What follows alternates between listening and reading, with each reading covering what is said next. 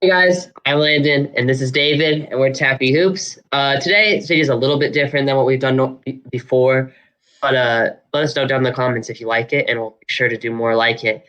But basically, they were diving in and taking a deep look at a team, specifically our favorite team, the Indiana Pacers. And so yeah, David, I'm gonna pass it off to you to start us off. Over the past 10 years, the Indiana Pacers have made the playoffs 9 out of 10 years. So normally you would say, okay, that's a really good team, really consistent, just a solid team.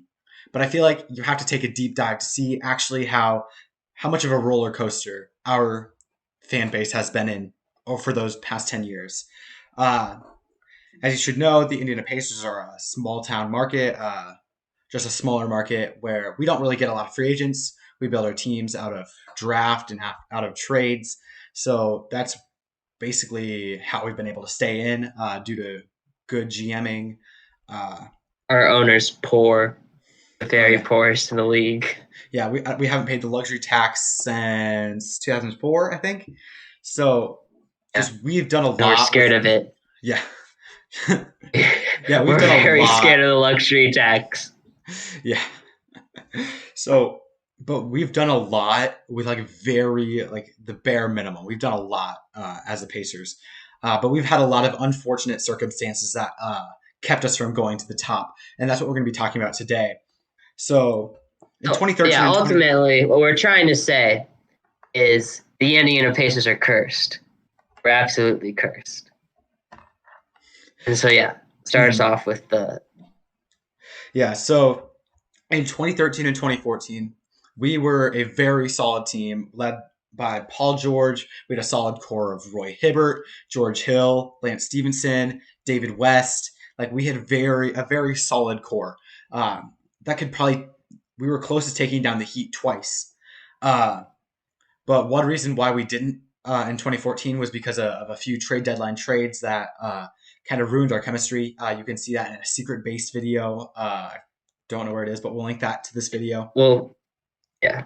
Um yeah, it was just like it was such a small trade that Yeah, like it was a team getting ready for championship because that was a year where the Indiana Pacers were championship contenders. People we were thought the they number could one win. seed. Yeah. They were the number one seed, Mm-hmm. like huge contenders, and just like most championship teams do, they'll get a little bit of pieces before trade deadline, or just get or Mm-hmm. like sign for little free agents or something Mm-hmm. to just help the team a little bit. We thought it'd be fine and help our team, but it just completely just like a Jenga tower, just destroyed our team. Yeah, so you can talk about guys like Andrew Bynum. We got into the team.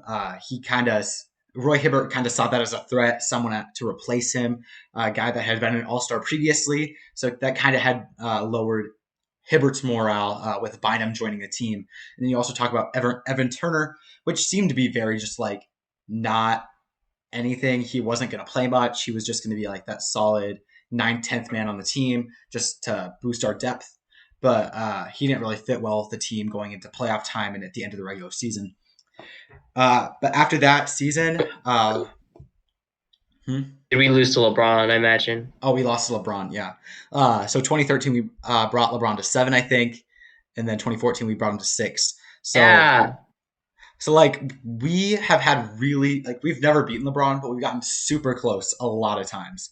Um, that's an accomplishment. Not many people have. Actually, wait, no. Besides final appearances, not many people have even gotten close to beating LeBron oh yeah, like in the. when you talk about the Raptors, they always get swept by LeBron. Like they don't win a game. Like that's why they're called the Bronzo, you know. Um, Yeah, but when you look at the season or the off season right after those 2013-2014 playoffs, Paul I don't know. George plays in the FIBA Olympic Games or not FIBA game or not FIBA Olympic. Just he plays with FIBA on the U.S. team during practice, scheduled scrimmage. He has a fracture on his right leg, It's a 10-month injury. It's really brutal. It really hurts us a lot. We don't even make the playoffs next year. So that kind of is like the derailment of the Paul George era in Indiana. Yeah. Again, this is going to start a trend of injuries. Really just horribly timed injuries. Yeah. So especially this one. This one was like where we were on our way to just kind of consistent contenders, and it stopped. Like we haven't been contenders since. Right. We've been playoff teams, but we've never been a contender again. Mm-hmm. So in 2017, after that season, so 2 seasons later, Paul George demands a trade, partially because the Indiana Pacers won't pay the luxury tax to get just like another superstar to pair with him. So we have to trade him to the Thunder, and we get our next set of stars, Victor Oladipo and Domantas Sabonis. And this is an absolute roller coaster.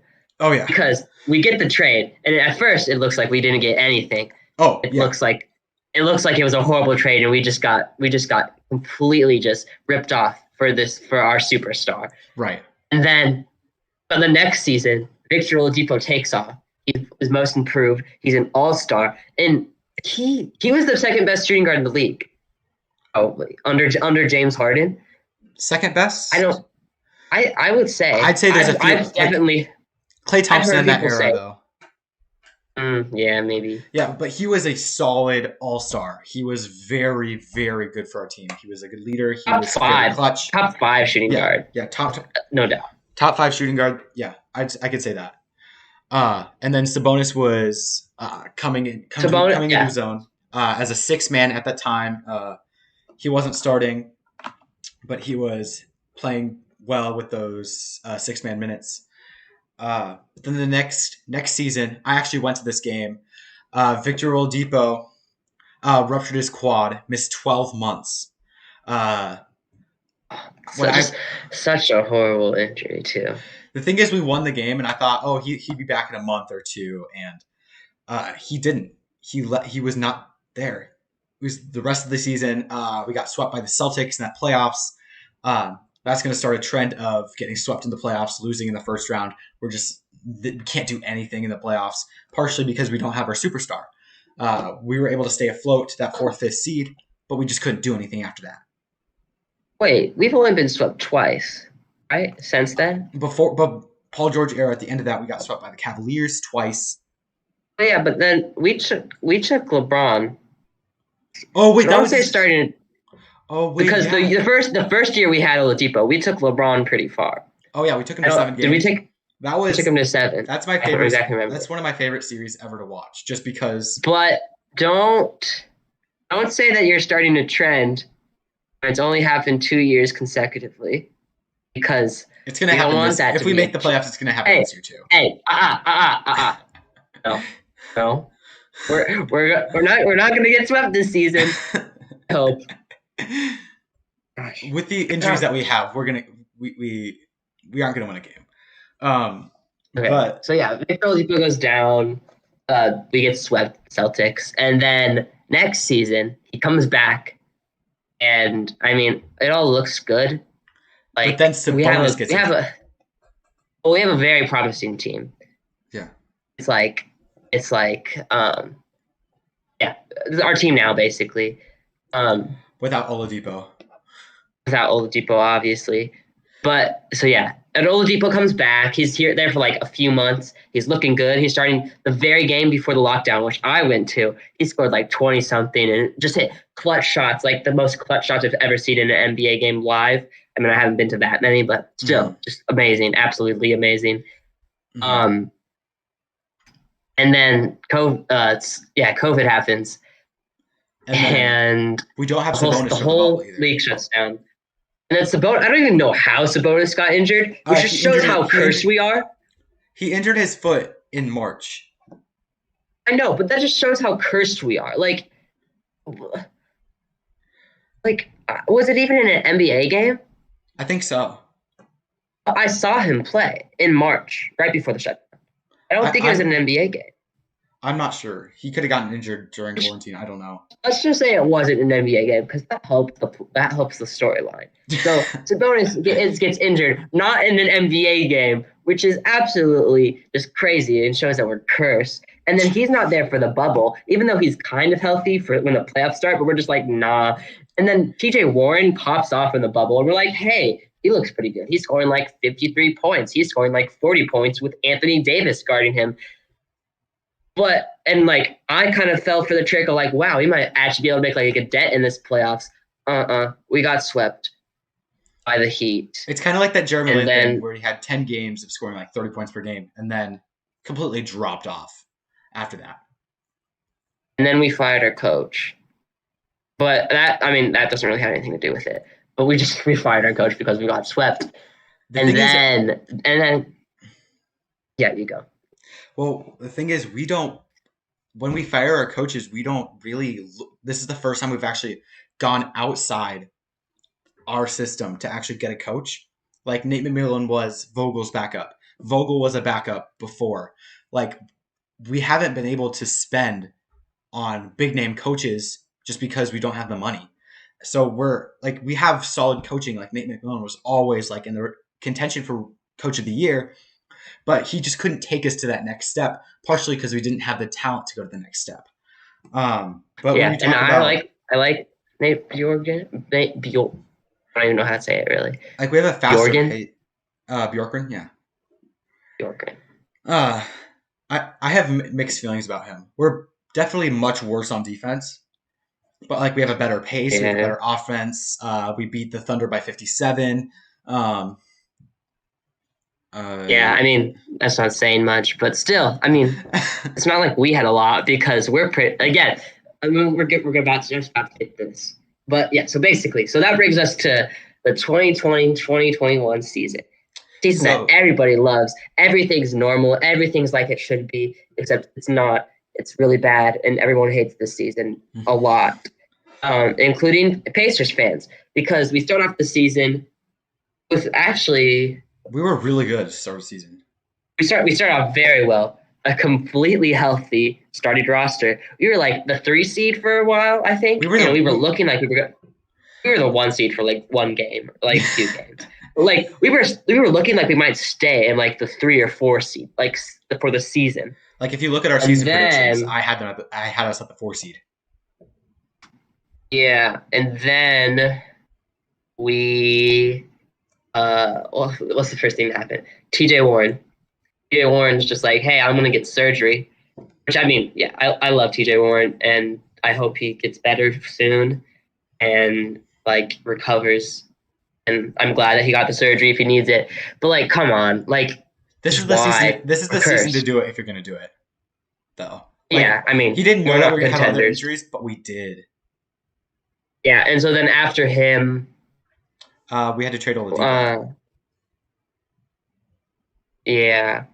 After him, we trade Oladipo, which I think I'm still kind of iffy on that, like if he demanded a trade or not, or was just kind of like, I'm going to leave this offseason. That's demanding. So yeah, basically. So he demands a trade. Yeah. And then we get Caris LeVert, which I was pretty sad about at first, but I kind of like it now. I'm getting more used to it. But of course, when we get Caris LeVert, he has cancer.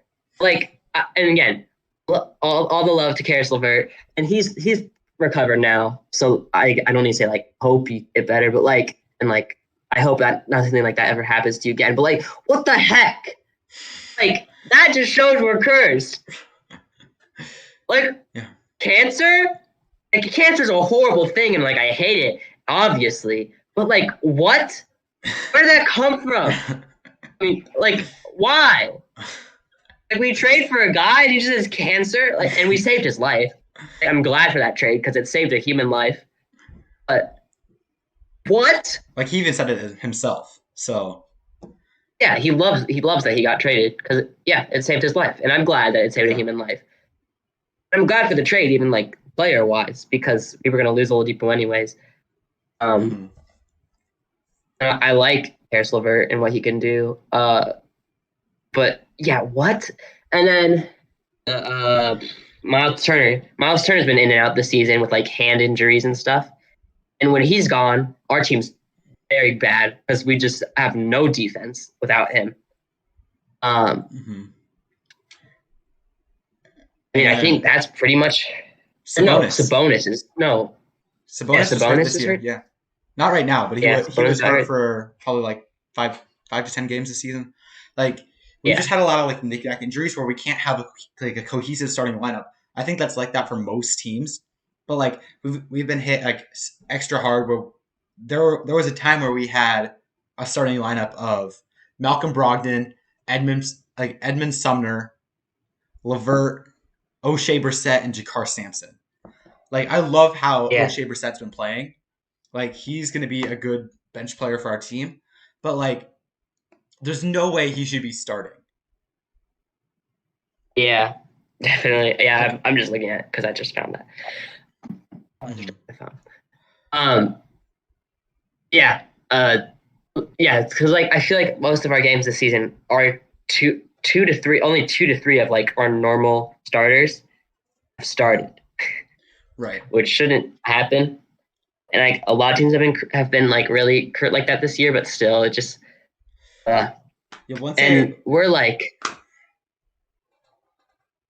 Hmm? just like a consistent playoff team, and we're like debatably not in it this year, which is scary.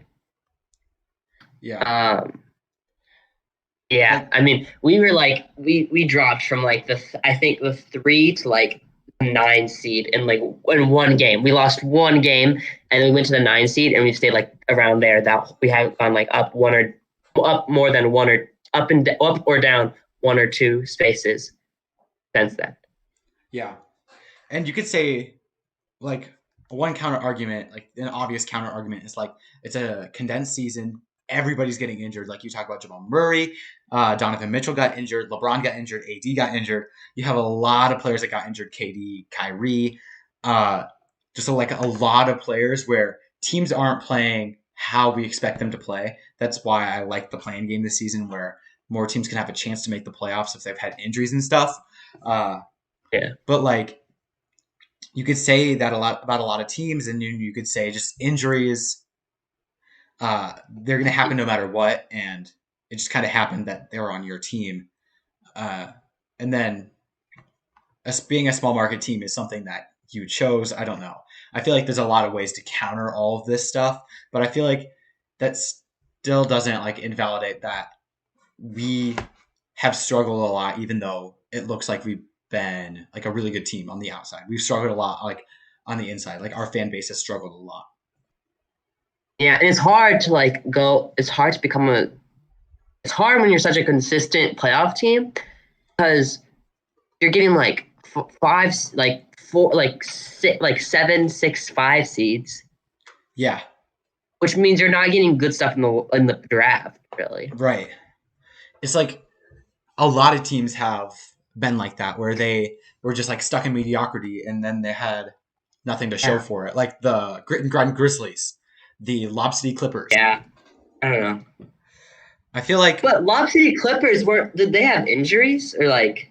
they just didn't like produce. Like they were a really good team. People saw them as a Yeah, contender. that was just They like they just choked. choking. They just choked in the playoffs.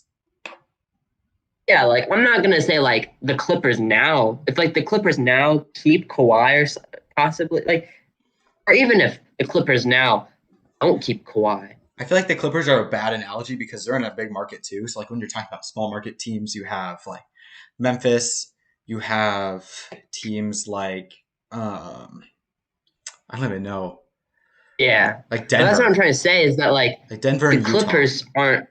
Clippers aren't cursed. Oh, The they don't. Clippers just choke.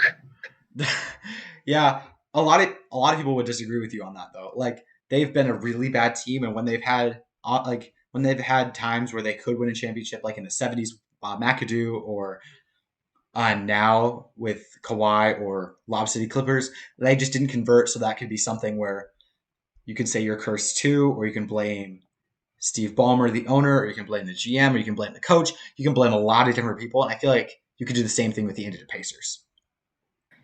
Yeah, I mean, I wouldn't. I still wouldn't call that. I don't know. I wouldn't call that curse. Like what I think of when I think curse is like our Oladipo just like going to be like a top shooting guard, top player in the Mhm. league, and like just getting injured. Like that's just what the heck. So I feel like what we're talking about, I feel like we're saying that only small market teams can be cursed. Like, would you say that the New York Not Knicks are cursed? necessarily. Are the New York Knicks cursed? No, because they just have been bad. They just have bad ownership. That's what you would blame it on.